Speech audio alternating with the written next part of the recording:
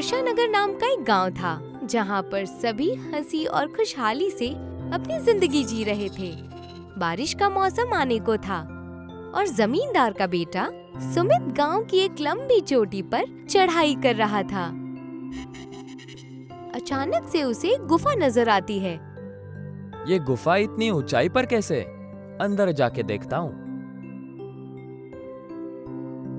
उसे एक चमकीली चीज वहाँ पर गड़ी हुई नजर आती है, जिसे देखकर सुमित मन ही मन कहता है, ये तो कोई कीमती पत्थर दिख रहा है। इसे ले जाकर मैं अब्बू को दूंगा, वो बहुत खुश हो जाएंगे।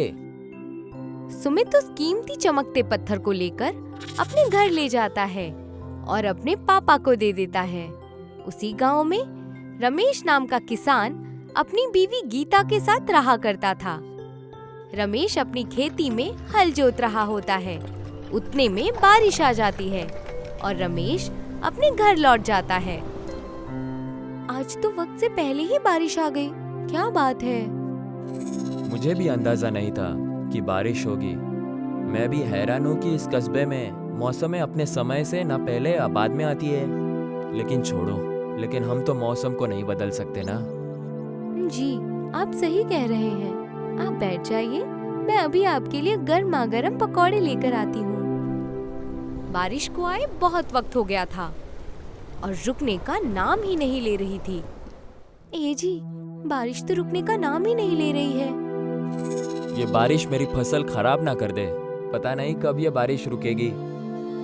देखते ही देखते एक दिन, फिर 2 दिन और फिर 3 दिन तक बिना रुके गांव में बारिश होती रही। बारिश से परेशान होकर गांव के प्रधान ने एक बैठक बुलाई। जैसा कि आप सब जानते हैं कस्बे वालों, कि बारिश रुकने का नाम नहीं ले रही है। पहले कभी इस कस्बे में ऐसा कभी नहीं हुआ। मुझे लगता है कि इस कस्बे में किसी ने कुछ किया है, जिसकी सज़ा हम कस्बे वालों को मिल रही है। मैंने तय किया है कि हम सबको कस्बे के साधु के घर जाना चाहिए, नहीं तो हम सब इस बारिश में मर जाएंगे। ये आप ठीक कह रहे हैं।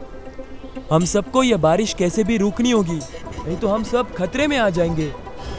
सभी गांव वाले मिलकर साधु के घर पहुंचते हैं और उनसे पूछते हैं कि ये बारिश क्यों नहीं रुक रही है। ये वर्षा ऋतु तो हमेशा ही संतुलन में रहता है, क्योंकि एक कीमती चमत्कारी पत्थर हमेशा से पहाड़ों की चोटी पर लगा हुआ रहता है, जो कस्बे के ऋतुओं को समय पर संतुलित करते रहता है। लेकिन ये बारिश रुकने का नाम नहीं ले रही है साधु जी। अब हम सब लोग क्या करें जिससे ये बारिश रुक सके? मामला सीधा है प्रधान। जिसने भी वो कीमती पत्थर चुराया है, उसे ढूंढो और अपनी जगह पर फिर से रख दो, तो बारिश रुक जाएगी। लेकिन हमें पता कैसे चलेगा कि ये पत्थर चुराया किसने है? बेटा, वो तुम कस्बे वालों को ही ढूंढना पड़ेगा। इसमें मैं तुम्हारी कोई मदद नहीं कर सकता। ये सब जानकर गांव वाले और प्रधान साधु के घर से निकल जाते हैं और प्रधान एक बार फिर बैठक बुलाते हैं। जिसने भी ये कीमती पत्थर लिया है, उसे वापस कर दो, नहीं तो ये बारिश कभी नहीं रुकेगी और इसी तरह चलती रहेगी। चलो, सब कस्बे के घर में जाकर उनसे पूछो कि उन्होंने ही कोई वो कीमती पत्थर तो नहीं चुरा लिया।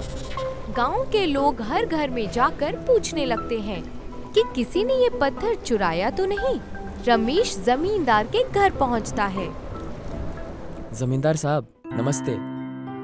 हाँ, नमस्कार। आओ बेटा, बताओ कैसे आना हुआ। मैंने सुना है कि सारे कस्बे वाले पत्थर वत्थर कुछ ढूंढ रहे हैं। हाँ जमींदार साहब, आप प्रधान जी के मीटिंग में आए नहीं थे कि मैंने सोचा कि आपको बता देता हूँ। किसी ने पहाड़ पे से वो कीमती पत्थर चुरा लिया है, जिसकी वजह से कस्बे में बारिश नहीं रुक रही है। वो पत्थर मौसम के संतुलन को संभाल कर रखता था और वो बड़ा ही कीमती पत्थर था। तुम कहना क्या चाहते हो कि वो पत्थर मेरे अब्बू ने चुराया है? नहीं सुमित, मैं तो बस बता रहा था। हम सभी के घर जाकर पूछताछ कर रहे हैं कि अगर गलती से आप अपने घर पर तो लेकर नहीं आ गए। नहीं नहीं, हमारे पास ऐसा कोई पत्थर नहीं है, तुम जा सकते हो। ये सुनकर रमेश वहाँ से घर लौट जाता है जहाँ उसकी बीवी गीता उससे कहती है, क्या हुआ जी? कुछ पता चला कि किसने वो पत्थर चुराया है? पता नहीं चला, लेकिन मुझे लगता है कि वो पत्थर शायद जमींदार के पास है, क्योंकि जब मैंने उसे पूछा तब उसके बेटे सुमित ने बड़े गुस्से में जवाब दिया। लेकिन मेरे पास कोई सबूत नहीं है, इसलिए मैं कुछ कह नहीं सकता। अगले दिन प्रधान एक बार फिर बैठक बुलाते हैं और उनसे कहने लगते हैं, जैसा कि आप सब जानते हैं कि हम लोगों को अभी भी वो पत्थर नहीं मिला है, इसीलिए हम खुद पहाड़ पर जाकर उस पत्थर को ढूंढेंगे कि कहीं गलती से वो अपनी जगह से हिल ना गया हो। तो बताओ, कौन जाना चाहेगा उस पहाड़ की चोटी पर? मैं जाना चाहूंगा। मगर इतनी बारिश में वहाँ पर बहुत खतरा हो सकता है। हाँ रमेश, इस बात को समझो, वहाँ बहुत खतरा हो सकता है। मैं जाऊंगा। इस बारिश की वजह से हमारा खेत और फसल बर्बाद हो चुके हैं। इस बारिश को मुझे कुछ भी करके रोकना होगा, नहीं तो अपनी जिंदगी अच्छे से नहीं जी पाएंगे। रमेश पहाड़ की चोटी पर चलना शुरू करता है। जैसे ही चोटी पर पहुंचता है, उसे एक गुफा नजर आती है और वो उसके अंदर जाकर देखता है तो उसे वहाँ पर एक अनोखी किताब नजर आती है। ये तो बड़ी ही अनोखी किताब है जो बहुत ही चमक रही है। खोल कर देखता हूँ। उस किताब में ये लिखा होता है कि कभी भी अगर वो चमत्कारी पत्थर खो जाए तो इसी तरह का एक और पत्थर तुम्हें दूसरे गांव शिमपुरा में मिलेगा।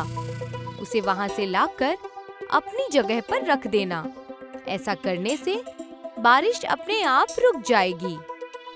रमेश उस किताब को अपने साथ लेकर अपने गांव लौट आता है और प्रधान और गांव वालों से मिलता है, जहां पर जमींदार और उसका बेटा सुमित भी मौजूद होते हैं। इस किताब के हिसाब से मुझे शिवपुरा कस्बे की चोटी पर जाना है और वहां रखे पत्थर को अपने साथ लेकर आना है और अपने कस्बे के पहाड़ पर रखना है।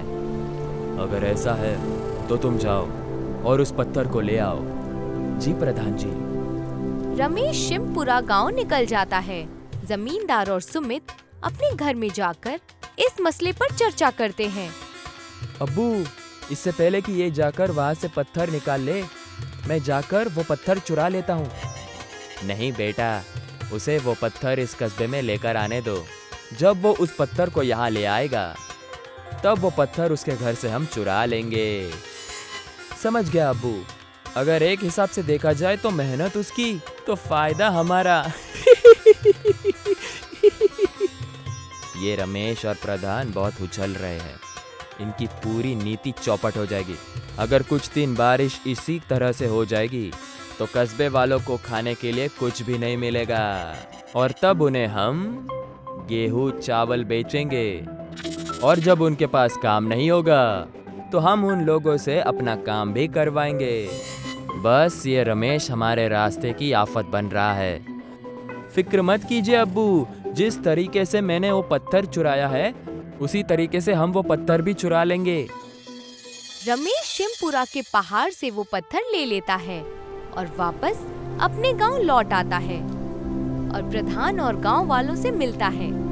जी, ये मैं मौसमों का पत्थर ले आया हूँ। अब जल्दी ये हमारे कस्बे में हो रही बारिश रुक जाएगी। तुमने तो कमाल कर दिया रमेश। अगर तुम ना होते तो ना जाने क्या होता हमारे तो रहना मुश्किल हो जाता। आप तो वाकई में इस गांव के हीरो हैं। बहुत बढ़िया रमेश। शुक्रिया प्रधान जी। मैं कल ही जाकर इस पत्थर को पहाड़ पर रख दूंगा। आज बहुत थक गया हूँ। ठीक है रमेश, जैसा तुम्हें ठीक लगे। रमेश उस पत्थर को लेकर अपने घर जाता है। जमींदार और उसका बेटा सुमित उस पत्थर को चुराने के लिए रमेश के घर पहुंचते हैं।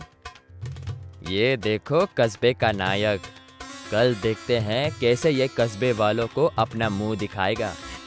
चलिए अब्बू, जल्दी से उस पत्थर को चुरा लीजिए और फिर हम यहाँ से चलते हैं। जमींदार उस पत्थर को चुरा लेता है और घर से बाहर निकलने लगता है। जैसे ही जमींदार और सुमित घर से बाहर निकल रहे होते हैं, वहाँ पर गांव वाले और प्रधान बाहर खड़े उनका इंतजार कर रहे होते हैं। आओ आओ जमींदार, आज यहाँ कैसे आना हुआ? लगता है तुम कुछ ढूंढ रहे थे यहाँ। रमेश अंदर से ऋतुओं का पत्थर लेकर आता है। जमींदार जी, आप ये कीमती पत्थर लेना तो भूल ही गए। जो पत्थर आप और आपके बेटे ने चुराया है वो नकली है और ये असली है। और हमें ये भी पता है कि इससे पहले जो कीमती पत्थर था वो भी आपने ही चुराया था। जब मेरे पति ने कहा कि वो पत्थर शायद आपने ही चुराया है, तो मैं आपके घर में काम करने वाली मेघा से मिली हूँ।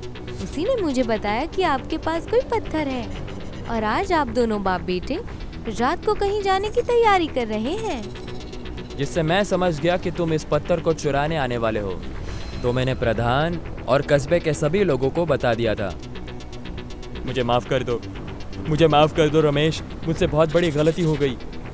मैंने ही वो गलती से पत्थर चुराया था। हम लालच में इतने अंधे हो गए थे कि हमने कस्बे वालों का भी नहीं सोचा।